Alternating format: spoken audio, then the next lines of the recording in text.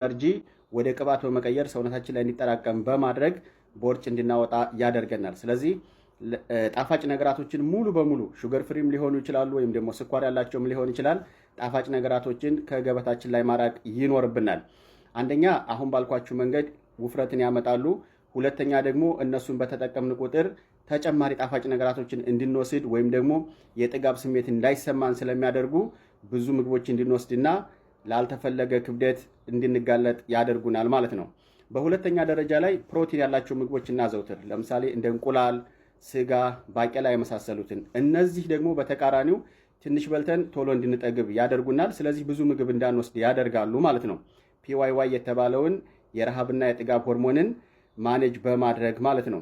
በሁለተኛ ደረጃ ላይ እነዚህ እንትኖች የሰውነት ጡንቻዎቻችን ፕሪዘርቭ እንዲሆኑ ወይም ደግሞ እንዲጠበቁ ያደርጋሉ። ስለዚህ ሰውነታችን ላይ ያልተፈለገ የሆነ ቅባት እንዲጠራቀም አያደርጉም ማለት ነው።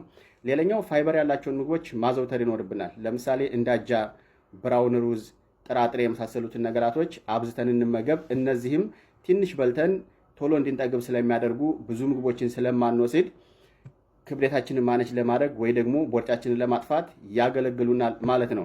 ሌላኛው እንግዲህ ጭንቀት እናስወግድ። በተጨነቅን ቁጥር ስትረስ ሆርሞን ወይም ደግሞ ኮርቲሶል የተባለ ሆርሞን በብዛት ስለሚመረት ላልተፈለገ የሰውነት ክብደት ወይም ደግሞ ለቦርጭ እንጋለጣለን ማለት ነው።